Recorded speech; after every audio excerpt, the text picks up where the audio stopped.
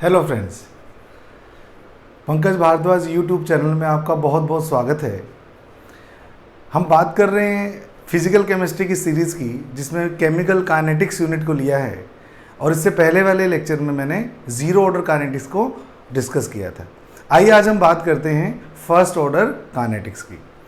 तो ऐसी रिएक्शंस जिनमें रेट रिएक्टेंट की कंसंट्रेशन की सिंगल पावर के प्रोपोर्शनल होता है, उन रिएक्शंस को फर्स्ट ऑर्डर रिएक्शंस कहते हैं। आइए, suppose A gives B, rate is directly proportional to AT की power 1, rate is equal to K into AT की पावर 1। अब इसके जो मेजरमेंट्स है वो कैसे आएंगे? सपोज A रिएक्टेंट है, B प्रोडक्ट है, T is equal to 0 time पर A मोल पर लीटर है A के, B तो बना ही नहीं स्टार्टिंग में। T टाइम बीतने के बाद सपोज A के X मोल रिएक्ट कर गए तो रिमेनिंग मोल्स कितने हुए? A minus x. और B के बनने वाले मोल्स कितने हुए? X। तो मैंने इनको सिंबलाइज किया। A nought is what? Initial concentration of A, that is A mole per litre. AT is what? Concentration of A at T time, that is equal to A minus x. BT is what? Concentration of B at T time is equal to X। इस तरह से इनकी values को put कर करके हम first order kinetics की rate law expression निकालने वाले। आइए, rate is equal to K into A T. As you know, rate is equal to minus D A by D T is equal to K into A T. अब minus D A by D T का मतलब क्या होता है? Change in concentration of A with respect to time. और इसमें भी पहले final concentration minus initial concentration आता है, तो minus D by D T, final concentration कितनी हो गई टी टाइम पर? A minus X. Initial concentration कितनी थी? ए, तो A minus X minus A is equal to K. और ए टी की वैल्यू कितनी है? ए टी की वैल्यू है ए माइनस एक्स। तो ए से ए कैंसिल हो गया और माइनस प्लस हो गए, तो ये टर्म बनती है बहुत important, D X by D T is equal to K A minus X. Remember one thing, चाहे रिएक्टेंट की स्टोइकियोमेट्री कुछ भी हो, 1 हो चाहे 2 हो, हमेशा ही रेट लॉ का जो एक्सप्रेशन आता है वो D x upon D T आता है। अगर मैं इनको रीअरेंज करूं इक्वेशंस को, x वेरिएबल्स को एक तरफ कर देता हूं और उधर एक तरफ कर देता हूं, तो dx upon a minus x is equal to K D T. इन दोनों को मैं इंटीग्रेट करूंगा। लिमिट लगा दी 0 टू x और लिमिट लगा दी 0 टू t। यहां कुछ मैथमेटिकल फॉर्मूले आपको आने चाहिए। What is the integration of dx upon a minus x? That is minus ln a minus x. Limit लगा दी है 0 टू x एंड के इंटीग्रेशन से बाहर आ गया, कांस्टेंट है, तो dt की भी लिमिट लगा दी 0 टू t। अब इसका जब मैं वैल्यू पुट करूंगा, अपर लिमिट क्या है? x, तो पहले तो x एज इट इज ही पुट होगा, तो minus ln a minus x. और जब मैं माइनस करके लोअर लिमिट पुट करूंगा तो यहां हो जाएगा 0, तो ये माइनस और माइनस माइनस माइनस क्या हो जाएगा? प्लस, तो ये हो जाएगा plus ln a is equal to के T minus 0 is equal to के टी। और जब मैं इसको रीअरेंज किया तो ln a upon a minus x is equal to के टी।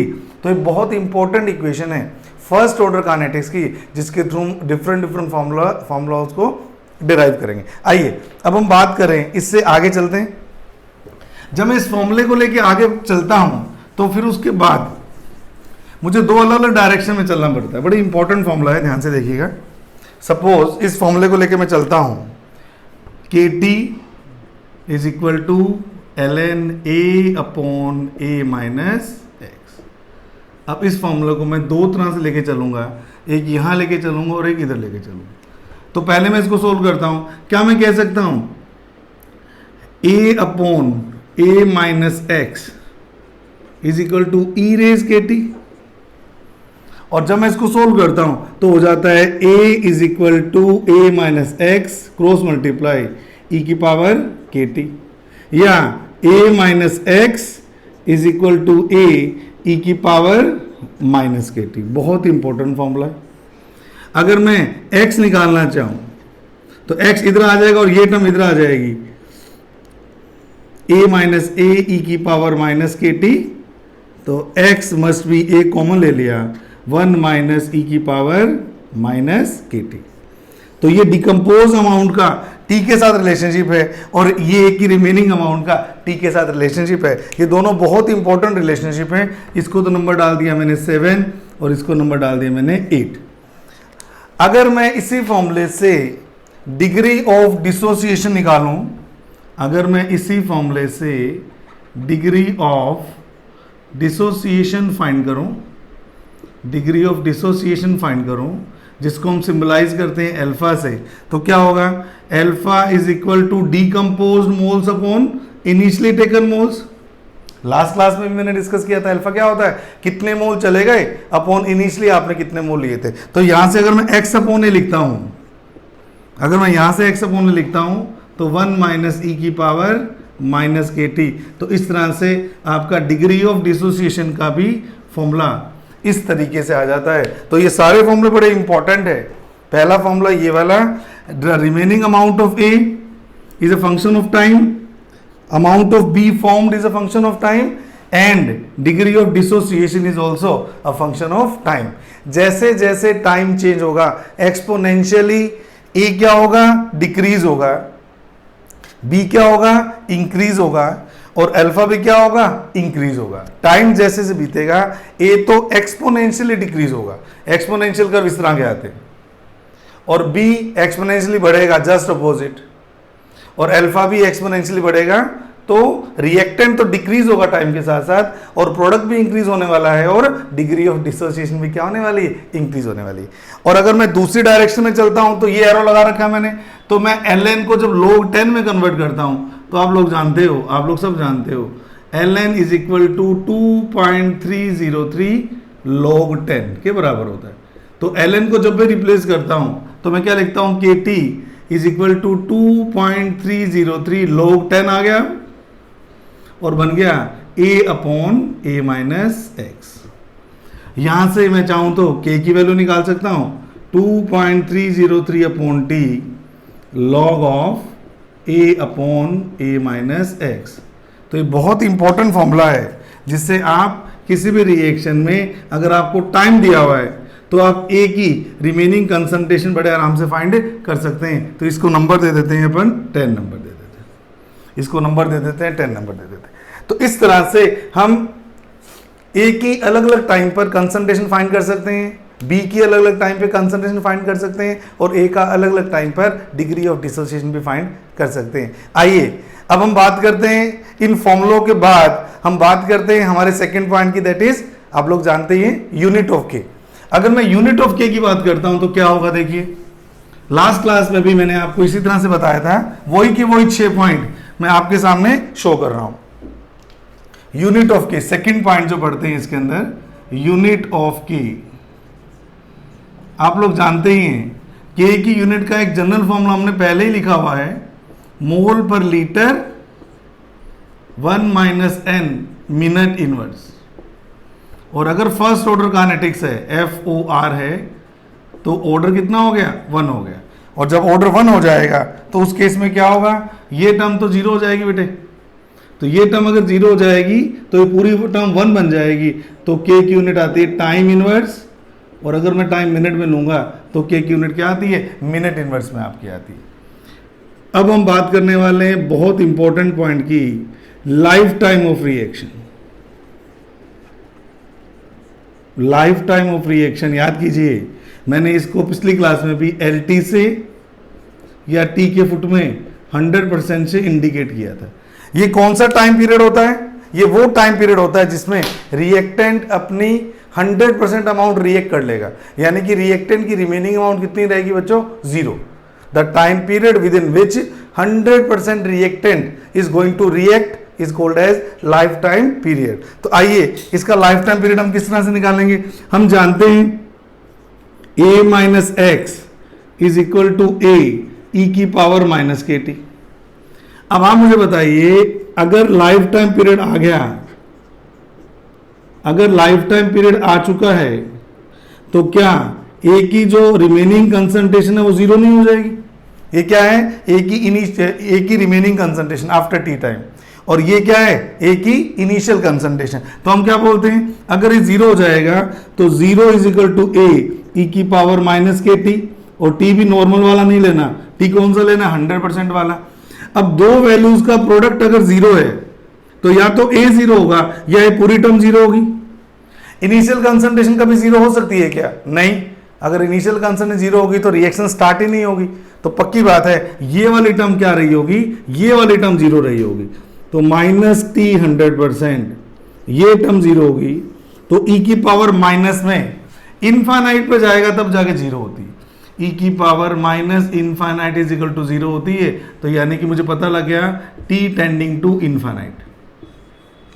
इसका मतलब क्या हुआ कि वो कितने टाइम, कौन सा टाइम पीरियड होगा, कितने टाइम के बाद में रिएक्टेंट अपनी सारी अमाउंट खर्च कर चुका होगा या 0% बचेगा, इनफाइनाइट टाइम पे ऐसा होगा। इसका मतलब अगर मैं वर्ड्स में डालूं तो first order reactions never goes to completion. First order reaction कभी भी कंप्लीट नहीं होते। क्यों? क्योंकि इनफाइनाइट टाइम लगाने पर आपका ए क्या होने वाला है, खर्च होके खत्म होने वाला है। तो अगर मैं इसकी बात करता हूं, अगर मैं यही आपको बता दूं कि ए की कंसंट्रेशन, अगर मैं यही बात बता दूं ए की कंसंट्रेशन टाइम के साथ साथ तो डिक्रीज तो होगी एक्सपोनेंशियली, लेकिन ये इसको टच नहीं करेगी क्योंकि वो इनफाइनाइट टाइम आएगा। इनफाइनाइट टाइम पर ये टेंडिंग टू जीरो है। तो फर्स्ट ऑर्डर रिएक्शन में रिएक्टेंट कभी भी 100% अमाउंट रिएक्ट नहीं करता। तो ये बात होगी इसकी लाइफ टाइम पीरियड की। आइए हम बात करते हैं इसके हाफ लाइफ पीरियड की। आइए हम बात करते हैं इसके हाफ लाइफ पीरियड की। हम बात करते हैं इसके हाफ लाइफ पीरियड की। हाफ लाइफ पीरियड कौन सा टाइम होता है जिसमें 50% रिएक्टेंट खर्च हो जाता है? Half life period. Half life period वो टाइम पीरियड है जिसमें 50% रिएक्टेंट खर्च हो जाता है। तो वापस करें अगर हम, मैं कहता हूं a minus x is equal to a e की पावर माइनस के टी। अब रिमेनिंग कंसंट्रेशन जो है वो 50% खर्च हो चुकी है, तो बची हुई भी कितनी होगी? 50%। तो अगर ये रिमेनिंग कंसंट्रेशन, तो रिमेनिंग कितनी रहेगी? इनिशियल की हाफ। तो इसकी जगह पर अगर मैं लिखता हूं a/2 is equal to a e की पावर माइनस के टी, और t कौन सा लेंगे? 50%। दोबारा देखिए, ये रिमेनिंग कंसंट्रेशन a की है, अगर 50% रिएक्ट कर गई तो बची कितनी? इनिशियल की 50%, a/2। ये a एज इट इज ले लिया, और e की पावर माइनस के टी। अब ये t नॉर्मल t नहीं है, ये t कौन सा वाला t है? ये t आपका है 50% वाला t। तो इस तरह से हम इसको सोल्व कर सकते हैं, और जैसे ही इसकी वैल्यू पुट करते हैं तो क्या आ जाता है? a से आपका ये कैंसिल हो गया, 1/2 इज इक्वल टू e की पावर माइनस के टी 50%। अगर मैं इसी को उस फॉर्मूले में पुट करता हूं तो क्या होगा? मैंने आपको क्या सिखाया? मैंने आपको सिखाया K T is equal to 2.303 log of a minus x, sorry a upon a minus x, a upon a minus x. अब अगर मैं कहता हूं a minus x is equal to a/2, तो जो टाइम पीरियड मुझे लेना चाहिए वो टाइम पीरियड मुझे कितना लेना चाहिए? t 50%। तो यहां क्या करता हूं कि t 50% is equal to 2.303 log of, ऊपर तो a आ गया और नीचे क्या हो गया बेटा? a/2। तो एक से एक कैंसिल हो गया, तो t 50% is equal to 2.303 upon k log 2। a से कैंसिल हो गया, ऊपर 2 चला गया। लॉग 2 की वैल्यू हमें आती है 10 base. t 50% is equal to 2.303 upon k, और log 2 की वैल्यू होती है 0.3। तो जब मैं इसको सोल्व करता हूं लास्ट में, तो t 50% आता है। इन दोनों को जब हम मल्टीप्लाई करते हैं तो 0.693 अपॉन k। तो जब भी इन रिएक्शंस के हाफ लाइफ पीरियड की बात करेंगे तो क्या होगा? 0.693 अपॉन k होगा, और या आप इससे भी इसको सोल्व कर सकते हो। तो इस तरह से हमने क्या क्या सीखा? मैंने आपको पिछले क्लास में ही बोला था, रेट कांस्टेंट और रिमेनिंग कंसंट्रेशन ऑफ ए का फॉर्मूला क्या था? k is equal to 2.303 upon T log a upon a minus x. Second unit of k क्या है? Time inverse. Third life time period क्या कितना होगा? इनफाइनाइट होगा। और फोर्थ हाफ लाइफ पीरियड कितना होगा? 0.693 अपॉन k। आइए अब हम बात करें ग्राफ की। आप जानते हैं पिछली क्लास में भी हमने 5th पॉइंट में कर्व्स पढ़े थे, तो जरा हम कर्व्स पढ़ें, कौन कौन से कर्व्स हैं जो आप इस रिएक्शन के अंदर बना सकते हैं। आइए देखते हैं। ग्राफ 5वां पॉइंट है curves of first order reactions, curves of first order reactions. तो पिछली बार की तरह खूब सारे कर्व्स हम बनाने वाले हैं, पिछली बार की तरह भी खूब सारे कर्व हम बनाने वाले हैं। आइए देखते हैं। और सारे कर्व बहुत इंपॉर्टेंट है। अगर मैं इनके पैरामीटर्स लिखता हूं तो क्या क्या है देखिए, यहां लिख रहा हूं बच्चों मैं रेट ऑफ रिएक्शन, और यहां लिख रहा हूं मैं कंसंट्रेशन ऑफ ए, ये लिख रहा हूं मैं रेट ऑफ रिएक्शन और टाइम, यहां मैं ले रहा हूं log of A minus x and time, और यहां मैं ले रहा हूं लॉग ऑफ, और यहां मैं ले रहा हूं कंसंट्रेशन ऑफ बी, पहले ए का खींच लेते हैं, concentration of A at T time और टाइम पीरियड के बीच का कर्व।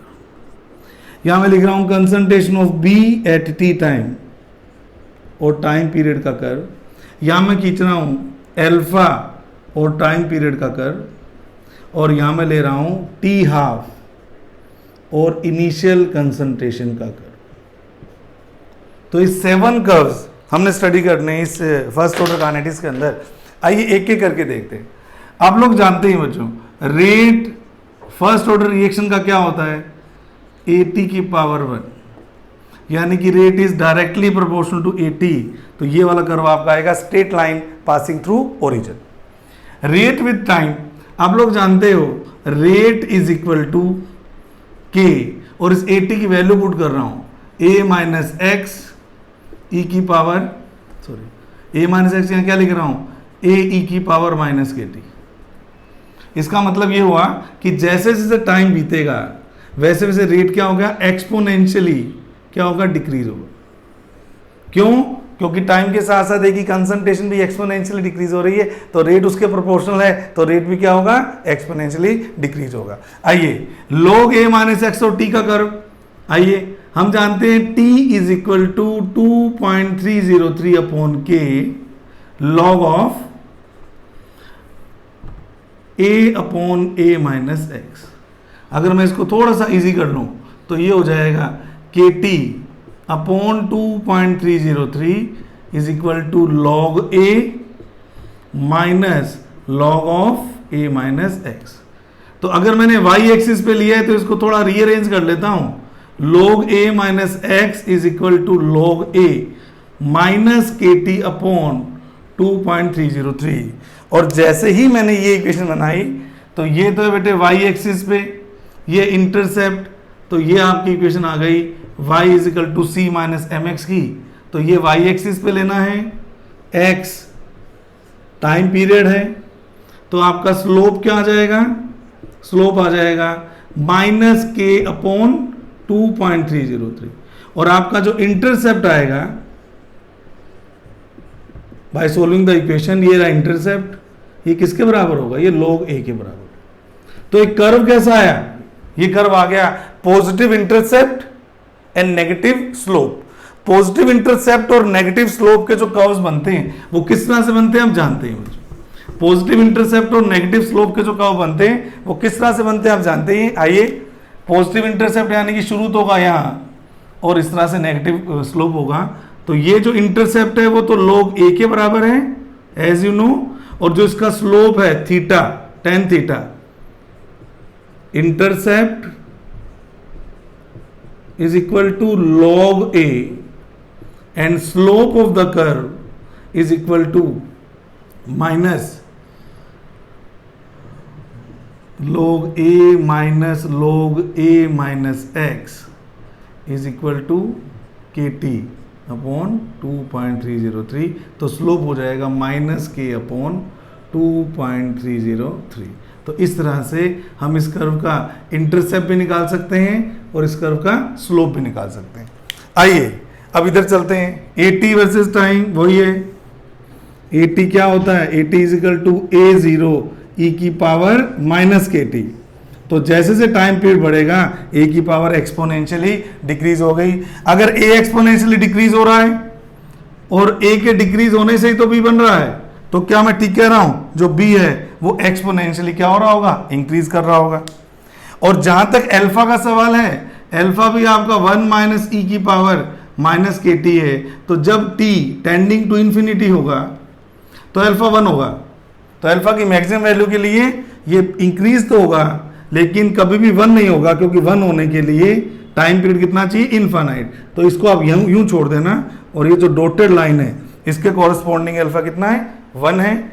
और लास्ट टी हाफ, अभी आपने फॉर्मूला लिखा टी हाफ का 0.693 अपॉन के, तो इस टी हाफ का इनिशियल कंसंट्रेशन से कोई लेना देना नहीं है, इसलिए टी हाफ इनिशियल कंसंट्रेशन पे डिपेंड ही नहीं करता। तो ये 7 कर्व्स आपको सीखने हैं फर्स्ट ऑर्डर काइनेटिक्स की अलग अलग पैरामीटर्स के ऊपर। आइए अब हम बात करते हैं लास्ट पॉइंट की, that is examples of first order kinetics. पिछली बार की तरह मैंने स्टार्टिंग के 5 पॉइंट्स वही के वो लिए हैं बच्चों। फर्स्ट पॉइंट रेट कांस्टेंट और कंसंट्रेशन में relationship, second point unit of K, third point life time period, fourth point half life period, fifth point graphical representation, और लास्ट 6 पॉइंट हम देख रहे हैं examples of first order reactions. Examples of, ये बहुत ही important है, सबसे इंपॉर्टेंट इक्वेशन होती है आपकी फर्स्ट ऑर्डर काइनेटिक्स की। तो इसके एग्जांपल एक एक करके देखना। सबसे पहले तो all radio active disintegration, all radio active disintegration, all radio active disintegration, जितने भी रेडियो एक्टिव डिसइंटीग्रेशंस हैं वो सारे के सारे फर्स्ट ऑर्डर काइनेटिक्स को फॉलो करते हैं। ऑल बैक्टीरियल ग्रोथ रिएक्शंस, जिस रेट से बैक्टीरिया ग्रोथ करते हैं वो भी फर्स्ट ऑर्डर काइनेटिक्स को फॉलो करती है। पर याद रखना ना, ये डिकम्पोज होने का रेट नहीं, डिके नहीं होते, ये फर्स्ट ऑर्डर से फॉर्म होते हैं। तीसरा inversion of cane sugar, inversion of cane sugar. बच्चों कैन शुगर सुक्रोज को बोला जाता है, और sucrose C12H22O11 plus water invertase enzyme की प्रेजेंस में ये रिएक्शन होती है। C6H12O6, C6H12O6, ये कैसी शुगर होती है, dextrorotatory. Glucose and fructose बनते हैं, एक दूसरे के फंक्शन ग्रुप आइसोमर्स होते हैं। ग्लूकोज में जो फंक्शन ग्रुप होता है वो एल्डिहाइड होता है, फ्रक्टोज में होता है वो कीटोन होता है। तो ये तो डेक्स्ट्रो ही होती है, लेकिन ये लीवो रोटेटरी होती है। इसको आप स्मॉल डी से शो कर सकते हैं। और फ्रक्टोज की ऑप्टिकल रोटेशन ज्यादा होने के कारण इस मिक्सचर का जब हाइड्रोलाइसिस होता है सुक्रोज का, तो इसका साइन जो है ऑप्टिकल रोटेशन का चेंज हो जाता है। तो जो डेक्स्ट्रो रोटेटरी सुक्रोज होती है वो लीवो रोटेटरी मिक्सचर में कन्वर्ट हो जाती है। इसलिए इस इन्वर्जन के कारण हम क्या बोलते हैं, इन्वर्जन ऑफ कैन शुगर बोलते हैं। फर्स्ट ऑर्डर काइनेटिक्स को फॉलो करती है। फोर्थ पॉइंट की बात करते हैं, फोर्थ पॉइंट की बात करते हैं डीकंपोजिशन ऑफ H2O2। बहुत इंपॉर्टेंट रिएक्शन है डीकंपोजिशन ऑफ H2O2। तो जब भी H2O2 का डीकंपोजिशन होता है, ये भी एक फर्स्ट ऑर्डर रिएक्शन, ये भी एक फर्स्ट ऑर्डर रिएक्शन। फिर हम बात करते हैं फिफ्थ एग्जांपल की, फिफ्थ एग्जांपल की, बहुत इंपॉर्टेंट है। अमोनियम नाइट्राइड का डीकंपोजिशन, अमोनियम नाइट्राइड के डीकंपोजिशन से N2 और वाटर बनते हैं, ये भी फर्स्ट ऑर्डर काइनेटिक्स को फॉलो करती है। फिर हम बात करते हैं बहुत इंपॉर्टेंट रिएक्शन की, acidic hydrolysis of ester, acidic hydrolysis of ester. CH3COO C2H5 plus water acidic medium में, एक बनता है कार्बोक्सिलिक एसिड और एक बनता है अल्कोहल। ये रिएक्शन ऑर्गेनिक में बहुत ज़्यादा इंपॉर्टेंट है, एसिड वाले चैप्टर में भी आती है, अल्कोहल वाले चैप्टर में भी आती है, एस्टर्स में भी आती है। और लास्ट हम बात करेंगे सेवंथ पॉइंट की, दैट इज N2O5 का डीकंपोजिशन। N2O5 NO2 और O2 में चेंज होती है, तो ये भी फर्स्ट ऑर्डर काइनेटिक्स को ही शो करने वाली रिएक्शन है। तो इतने रिएक्शंस आपको फर्स्ट ऑर्डर काइनेटिक्स के अंदर सीखनी है। तो ये आज की क्लास है जिसमें हमने मेनली डिस्कस किया बच्चों फर्स्ट ऑर्डर काइनेटिक्स को, और हमने 6 पॉइंट के अंदर इसको स्टडी किया। कौन कौन से 6 पॉइंट थे? फर्स्ट, रेट कांस्टेंट और एटी में रिलेशनशिप आप जानते ही हैं, A T is equal to a0 e की पावर माइनस के टी, या log a upon a minus x is equal to के टी अपॉन 2.303। सेकेंड हमने बात की यूनिट ऑफ के की, that is time inverse. Third हमने बात की लाइफ टाइम पीरियड की, इनफाइनाइट आता है, फर्स्ट ऑर्डर रिएक्शन कभी भी कंप्लीट नहीं होती।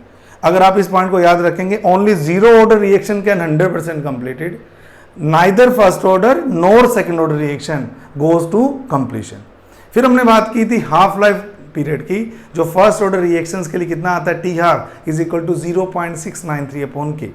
फिर हमने बात की ग्राफिकल रिप्रेजेंटेशन की, तो रेट का कंसंट्रेशन के साथ में कर्व कैसा आया, डिक्रीजिंग, फर्स्ट ऑर्डर में straight line passing through origin. Rate का टाइम के साथ कैसा कर्व आया, डिक्रीजिंग। फिर मैंने बोला रेट का a माइनस एक्स के साथ कर्व किस तरह से आया, positive intercept and negative slope. फिर मैंने बीटी वर्सेस टाइम का किया, इंक्रीजिंग एक्सपोनेंशियली। अल्फा और टाइम का किया, increasing exponentially tending to alpha is equal to 1। और लास्ट में टी हाफ का और ए का कर्व प्लॉट किया, वो कर्व कैसा आया, straight line parallel to x axis. और कुछ एग्जांपल्स फर्स्ट ऑर्डर काइनेटिक्स के।